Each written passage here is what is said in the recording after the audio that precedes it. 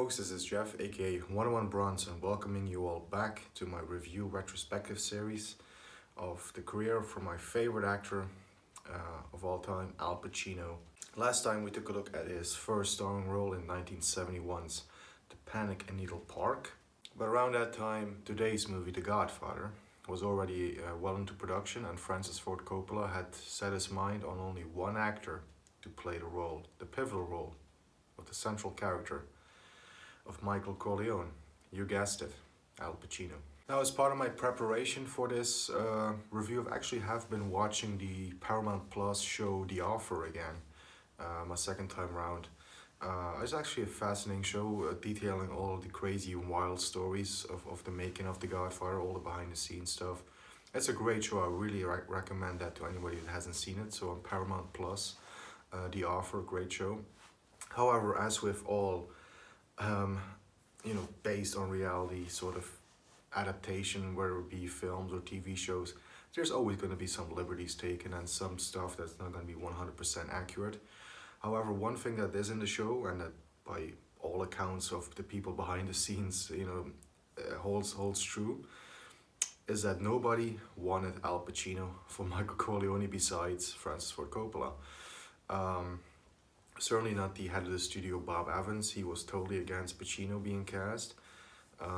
However, they finally and reluctantly agreed after Coppola's persistence and Coppola getting his hands on I think 10-12 minutes of Panic in Needle Park, a rough early sort of montage of Pacino's scenes, and they finally agreed to have Pacino cast as Michael Corleone. So did Coppola's persistence and tenacity pay off?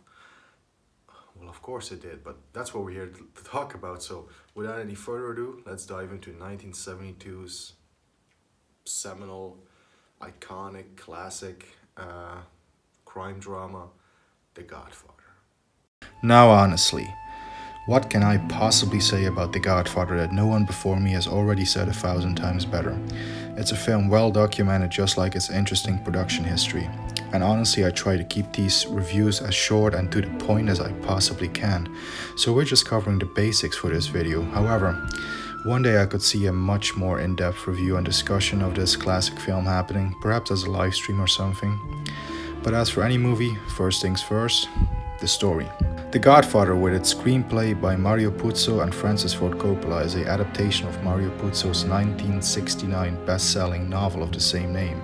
The story is about the Corleone crime family headed by Don Vito Corleone, played by Marlon Brando, and the story opens at his compound on his daughter's wedding day.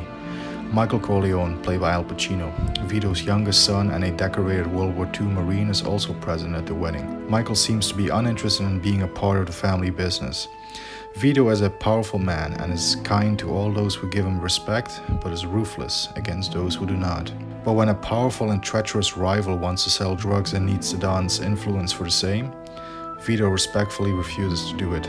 After a following assassination attempt on Vito's life, causing turmoil within the mafia family and tensions rising with the other families, it is the cool level-headedness of Michael that might solve the problems and in turn causes Michael to do the one thing he swore he wouldn't do: get involved in the family business.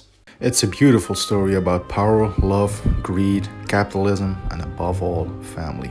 It is also a great character arc story for Michael Corleone, as we see his transition from an outsider to becoming slowly but surely involved in the family business, to in the end, wiping out all competition and standing alone in the end to have his reign as Don Michael Corleone. There's really not too much more I can say about the story except that it's absolutely brilliant and expertly brought to film by director Francis Ford Coppola and beautifully acted by everyone involved. Standing at the head of the Corleone family and top billed is Marlon Brando as Don Vito Corleone, giving an Oscar-winning performance. It is a performance that is absolutely worthy of being called legendary and iconic. He brings so much warmth and charisma to the role, it's easy to forget that this is supposed to be a hard and fearful criminal, and you actually end up loving and admiring this man.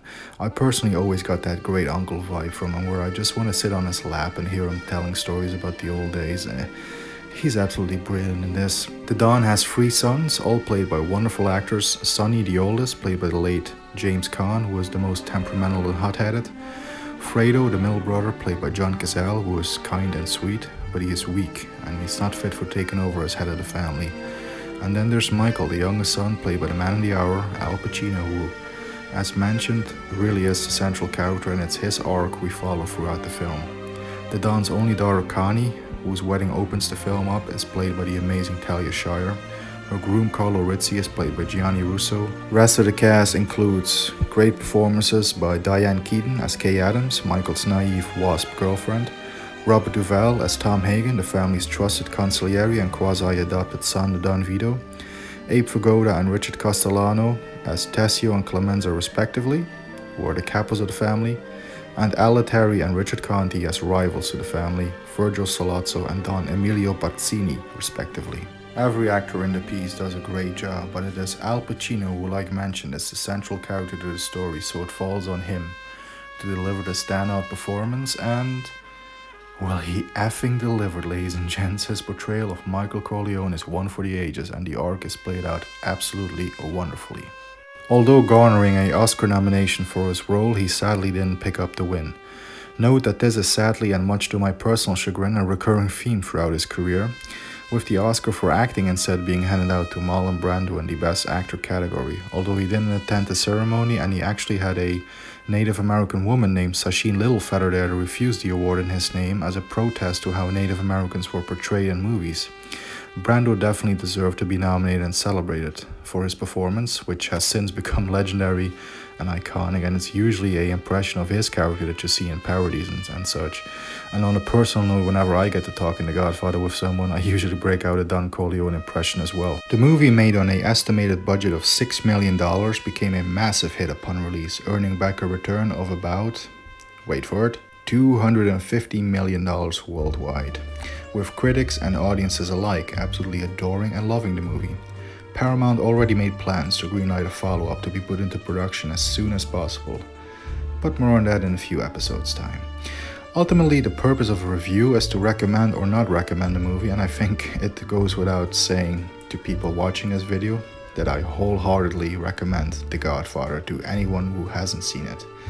Movie gets a 10 stars out of 10 rating from me. An absolute masterpiece that deserves to be seen by everyone. It is truly one of, if not the best film ever made.